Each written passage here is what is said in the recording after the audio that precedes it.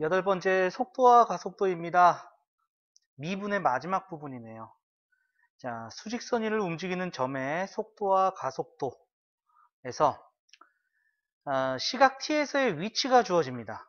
시각 t에서의 위치를 x라고 하면은 이게 이젠 t 시간에 대한 함수가 되는 거죠.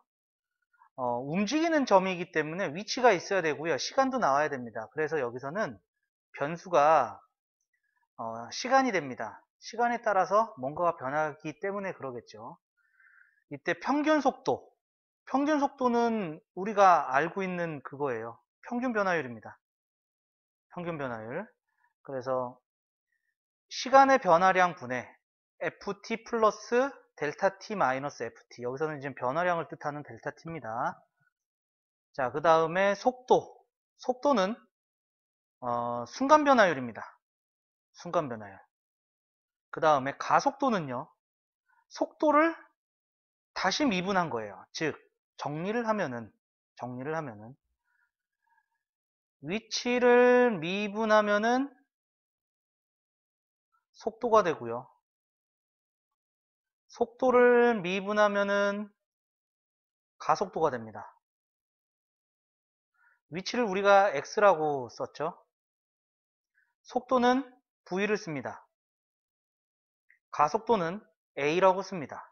이거 다 영어의 이니셜이에요. 속도는 이제 velocity라고 해가지고 v를 갖다 쓰는 거고요. 가속도는 acceleration입니다. 그래서 a를 갖다 씁니다. 그런데 속도하고 속력하고는 달라요. 속력은 영어 단어가 speed예요. 그래서 요거는 s를 갖다 써요. 이 속력은요, 속도를 양수값으로 바꿔주면 돼요. 속도의 절대값입니다. 그리고 속도의 절대값을 속도의 크기라고도 합니다. 속도의 크기. 가속력이란 단어는 없습니다. 그래서 가속력이라는 단어 대신 가속도의 크기라는 단어를 쓸 겁니다. 요거 알아두시면 되고요. 그러면은 속력하고 관련된 건 위치가 아니에요. 위치가 아니고 이동거리입니다. 요 차이는 조금 알아두셔야 될 것 같아요. 만약에 내가 여기서 한 칸, 두 칸, 세 칸을 갔다가 다시 한 칸, 두 칸을 왔어요. 그러면은 내 위치는 0에서 시작했다면 1입니다. 하지만 이동거리는 5칸을 이동했기 때문에 이동거리는 5가 되는 겁니다. 요거 달라요. 그리고 속도는 방향이 있어요. 그러니까 우리가 아버지 차에 보면은 앞에 속도계라고 하는데 그게 이제 속도계는 아닙니다. 왜냐하면 뒤로 갈 때도 올라가죠. 앞으로 갈 때도 올라가고 오른쪽으로 갈 때도 올라가고요. 그건 속력계라고 해야 됩니다. 속력계고 속도는 방향도 있습니다. 뭐 북쪽으로 가느냐, 서쪽으로 가느냐, 동쪽으로 가느냐 이러한 방향이 있기 때문에 속도하고 속력하고는 다르다라는 거 알아두시면 되겠고요. 자, 요거 정리 한번 해주시죠. 자, 정리되셨으면은 밑에 나와 있는 예제 잠깐 볼게요. 수직선 위를 움직이는 점 P의 시각 T에서의 위치가 나와 있습니다. 이때 T는 3에서의 속도와 가속도를 구하세요. 자, 그럼 속도는 미분한 거다라고 얘기했죠. 3t제곱 마이너스 6t 마이너스 2고요. 가속도는요, 한 번 더 미분한 겁니다. 6t 마이너스 6. 그러니까 t가 3에서 3을 넣어주면 되겠죠. 27 마이너스 18 마이너스 2 해서 7 되겠고요. 그 다음에 가속도는 t가 3일 때니까 3을 넣어주면은 18 마이너스 6해서 12 여기까지 나오게 되겠죠. 그래서 위치를 미분하면은 속도가 됩니다. 요거는 위치를 시간에 대해서 미분했습니다 라는 뜻이고요. 다시 속도를 미분하면 가속도가 됩니다. 얘는 속도를 시간에 대해서 미분했습니다 라는 뜻입니다. 자, 이거 정리 한번 해주세요. 자, 정리 다 되셨으면은 우리는 다음 페이지 넘어가서 자, 시각에 대한 길이, 넓이, 부피의 변화율 이렇게 돼 있죠. 얘는 이제 시각에 대해서 길이가 어떻게 변하냐, 넓이가 어떻게 변하냐, 부피가 어떻게 변하냐, 변화율 물어보는 문제인데요. 이러한 변화율에 대해서 물어보면은요, 무조건 미분을 생각하시면 됩니다. 그래서 길이의 변화율, 길이를 시간에 대해서 미분한 거고요. 넓이의 변화율, 넓이를 시간에 대해서 미분한 거고요. 부피의 변화율, 부피를 시간에 대해서 미분했다. 이렇게 받아들이시면 될 것 같고요. 자, 예제를 보면은요. 어떤 도형의 시각 t에서의 길이 l이 이렇게 주어져 있습니다. t가 2에서의 도형의 길이의 변화율, 그럼 l을 t에 대해서 미분을 해주면 3t 제곱 플러스 2t 플러스 1이고요. t가 2에서죠. 그럼 t에다 2를 대입해주면 돼요. 그래서 12 더하기 4 더하기 1, 그래서 17. t가 2에서 도형 길이의 변화율은 17이다. 이렇게 나오는 게 되겠습니다. 자, 요거 정리 한번 해주세요. 자, 정리하셨으면은 다음 페이지 넘어갑니다. 자, 필수예제 33번입니다. 수직선 위를 움직이는 점 P의 시각 T에서의 위치. 그러면은 속도는 시간에 대해서 미분한 거니까 3t제곱 마이너스 6t가 되고요. 가속도는요. 4t 마이너스 6이다. 이렇게 되겠죠. 자, 그래서 t가 3에서의 속도와 가속도니까 이때의 속도는 t에다 3 넣어주면 돼요. 그러니까 27 마이너스 18 이렇게 되겠네요. 27 마이너스 18이니까 속도는 9가 되고요. 요거 틀렸네요. 4t가 아니라 6t 이렇게 되겠죠. 가속도는 3을 넣어주면 18 마이너스 6이니까 12 이렇게 되겠습니다. 그리고 운동 방향을 바꿀 때 운동 방향을 바꾼다는 얘기는요. 만약에 내가 앞으로 가다가 이렇게 뒤로 간다. 이때가 운동 방향이 바뀌는 거잖아요. 그럼 앞으로 갔다가 멈춰야지 뒤로 갈 수 있는 거죠. 앞으로 가면서 뒤로 가는 사람 본 적 있어요? 그런 거 사람 없습니다. 그러니까 운동 방향을 바꾼다는 얘기는요. 속도가 0이 된다. 이러한 얘기입니다. 그럼 속도가 0이 될 때, 즉 3t제곱 마이너스 6t가 0이 될 때입니다. 그럼 3t로 묶어주면 t-2는 0이니까 t가 0일 때 또는 t가 2일 때예요. 근데 0일 때는 출발할 때 멈춰 있었다가 출발하겠죠. 그래서 이때는 아니고요. 운동 방향을 바꿀 때는 t가 2일 때다. 그때의 위치를 구해라 이러한 얘기죠. 그러니까 위치에다가 이제 2를 넣어주시면 돼요. 그래서 8-12 마이너스 4다 이렇게 되겠네요. 자, 그래서 속도가 속도 구했고요. 그 다음에 운동 방향을 바꿀 때의 위치도 구했습니다. 자, 정리 한번 해주세요. 자, 정리되셨으면 밑에 확인 체크 과제로 남겨두고요. 다음 페이지 넘어갈게요. 필수예제 34번입니다. 지상 25m 위치에서 20m/s의 속도로 지면과 수직하게 위로 던진 돌에 t초 후의 높이를 x라고 하자. t초 후의 높이 얘입니다. 돌을 던지고 3초 후에 속도와 가속도. 자, 속도는 위치. 여기 높이라고 했으니까 그 높이의 위치를 얘기하는 거겠죠. 미분하면은 20-10t. 가속도 한 번 더 미분이니까 마이너스 10.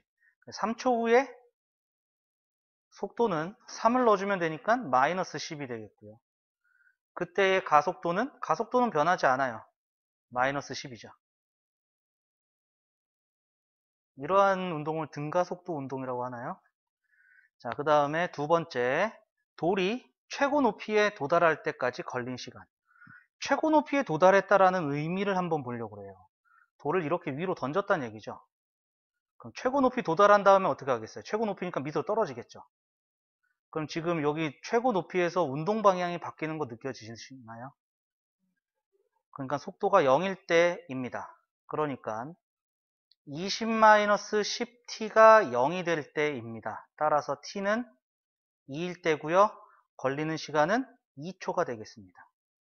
최고 높이까지 2초가 걸렸다.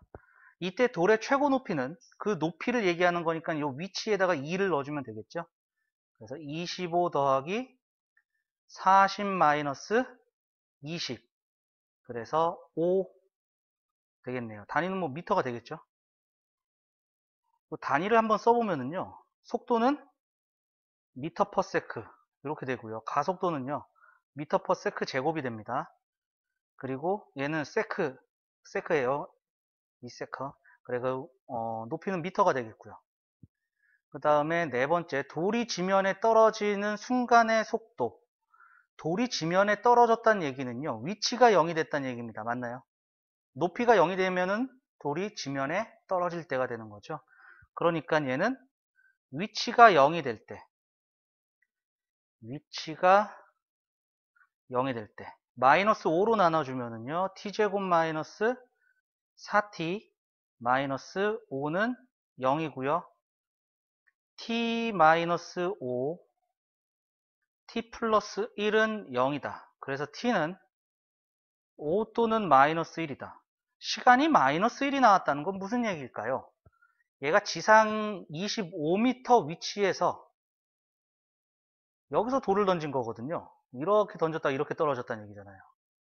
그럼 얘가 지상에 있었다면은 마이너스 1이었다는 얘기가 되겠죠. 그러니까 얘는 이제 거꾸로 갈 수가 없는 거니까 얘는 아닌 게 되는 거고요. 5초일 때 이젠 여기에 떨어지게 되는데 그때의 속도입니다. 그러니까 여기다 5를 넣어주면 되겠죠. 그래서 20 마이너스 50 마이너스 30 이렇게 되겠네요. 자, 요거 계산 틀렸죠? 45m입니다. 자, 정리 한번 해주시죠. 정리되셨으면 밑에 확인 체크 과제로 남겨두고요. 다음 페이지 넘어가서 필수 예제 35번 볼게요. 원점을 출발하여 수직선 위를 움직이는 점 P의 시각 T에서의 속도 그래프. 이 속도 시간 그래프입니다. 물리 시간에 배웠을 거예요. 속도 시간 그래프. T가 3일 때 운동 방향을 바꾼다. 운동 방향을 바꾼다는 얘기는 아까 전에 속도가 0이 되는 거였죠? 그럼 속도가 0이 되는 게 0일 때, 3일 때, 5일 때 이렇게 되는 거잖아요. 그래서 T가 3일 때 운동 방향을 바꾸는 게 맞습니다. T가 2일 때는 양의 방향으로 움직인다 이러한 얘기죠. T가 2일 때는 여기잖아요. 그럼 속도가 플러스 방향이 되는 거죠. 그러니까 양의 방향으로 움직이는 게 맞아요. 맞아요. 그 다음에 T가 5일 때, 5일 때는요, 가속도가 0이다. 이 속도를 미분하면 가속도가 된다고 그랬잖아요. 그럼 미분하면은 뜻이 뭐였냐면은 접선의 기울기예요. 즉 여기서 접선의 기울기가 양수죠. 오른쪽 위로 가니까. 그러니까 0이 아니라 양수입니다. 얘는 틀렸어요. 무슨 얘기인지 이해되셨나요? 정리 한번 해주시죠. 자, 정리되셨으면 밑에 확인 체크 과제로 남겨두고요. 다음 페이지 넘기겠습니다. 필수 예제 36번입니다.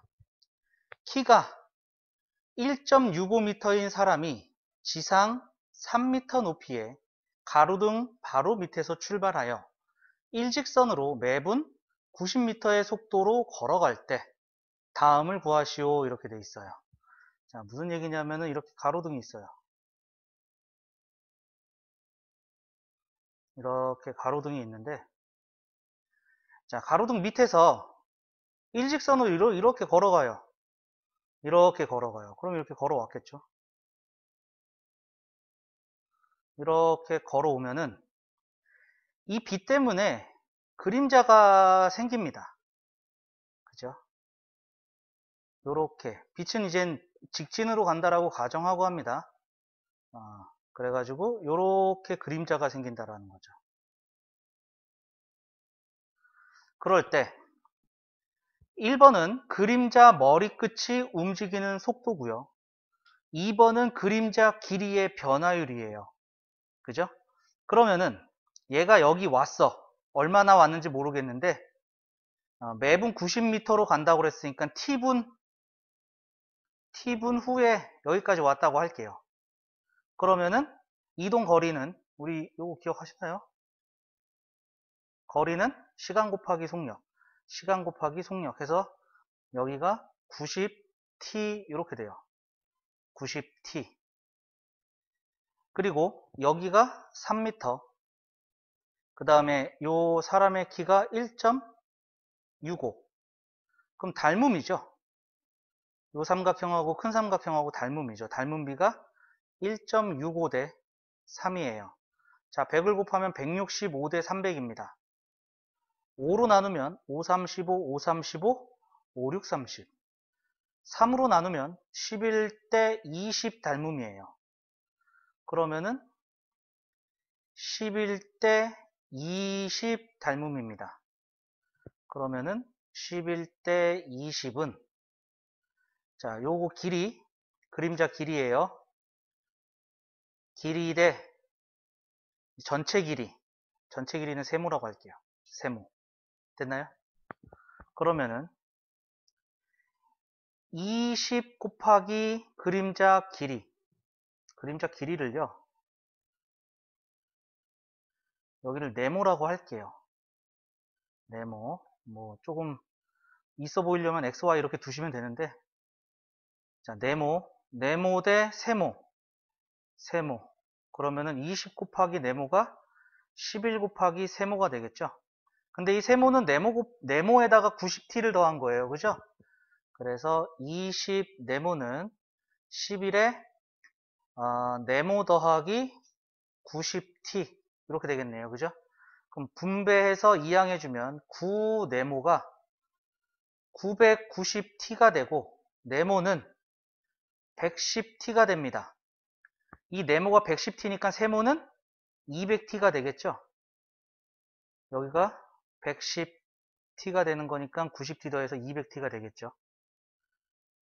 자, 이때 그림자 길이는 나왔어요. 그림자 길이는 110t입니다. 그러니까 이 그림자를 미분하면은 그림자 길이의 변화율이 된다라고 했었죠. 시간에 대해서 미분하면. 그래서 110입니다.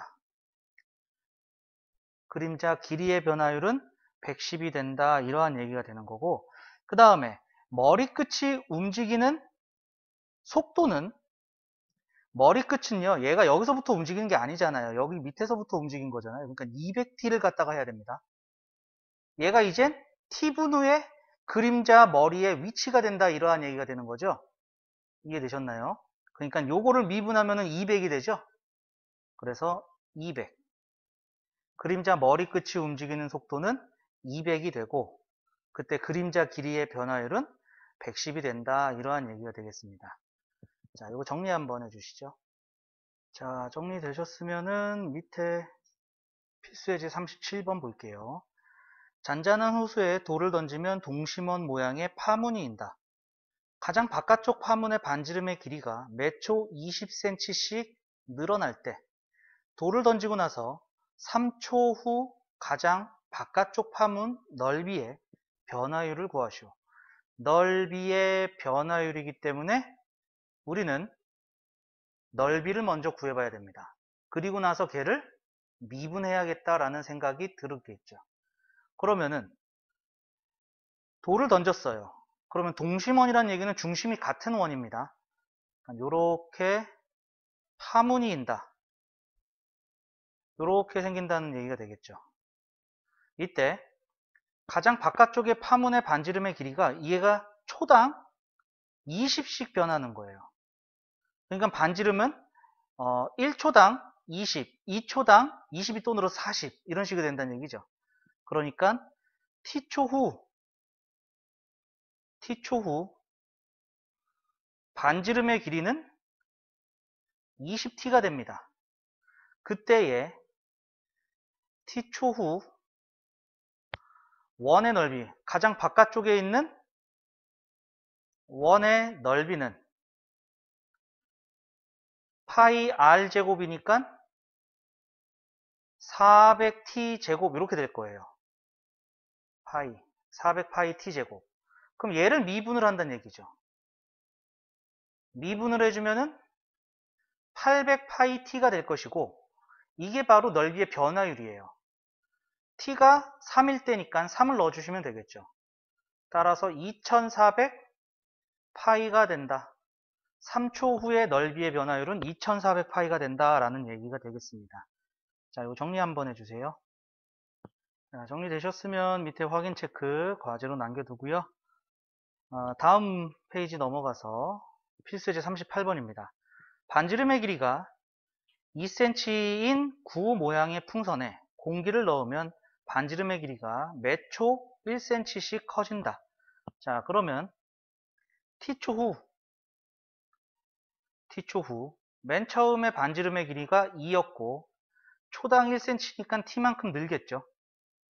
이때 이 반지름의 길이가 6cm가 되었다. 그러면은 t가 4일 때다. 이러한 얘기가 되겠고, 다음을 구하시오. 풍선은 구 모양을 유지한다. 자, 구의 건널비의 변화율, 구의 부피의 변화율. 자, 까먹었어요. 구의 건널비 4파이 r 제곱이고요. 구의 부피 3분의 4파이 r의 세제곱이 되겠습니다. 자, 얘를 넣어주겠다는 얘기죠. 그러면은 이렇게 넣어주면은 구의 건널비는 4파이 2 플러스 t의 제곱, 구의 부피는 3분의 4파이 2 플러스 t의 세제곱, 이렇게 되겠네요. 자, 그럼 이거 미분합니다. 자, 이거 전개해서 미분을 할까요? 그냥 미분할 수 있으면 좋은데 전개할게요. 4파이의 t제곱 플러스 4t 플러스 4가 되고요. 3분의 4파이의 t 세제곱 더하기 6t 제곱 12t 플러스 8, 여기까지 됐네요. 자, 그럼 미분해주면은 4파이에 2t 플러스 4. 자, 미분해주면은 3분의 4파이에 3t 제곱 플러스 12t 플러스 12, 이렇게 되는 거죠. t가 4를 여기다 넣어주면 돼요, 이제. 그럼 풍선의 건널비의 변화율은 t에다 4를 넣어주니까 4파이에다가 8 플러스 4. 그러면 12 곱하기 4니까 48파이. 부피의 변화율은 여기다가 이제 4를 넣어주시면 돼요. 그래서 3분의 4파이에 16 곱하기 3, 12 곱하기 4, 그 다음에 12. 그럼 얘가 이제 60, 108이네요. 그럼 3분의 4파이 곱하기 108. 약분해주면은 3, 3은 9, 3, 6, 18에서 6, 4, 24, 4, 32, 144파이. 요렇게 건널비의 변화율, 부피의 변화율. 건널비의 변화율을 구하고 싶으면 건널비부터 구하고, 부피의 변화율을 구하고 싶으면 부피부터 구하고 시작하는 겁니다. 자, 요거 정리 한번 해주시죠. 자, 정리되셨으면 밑에 확인 체크 과제로 남겨두고요. 자, 다음 페이지에서부터 두 페이지 연습 문제 있습니다. 자, 이 연습 문제 과제로 남겨두도록 하겠습니다.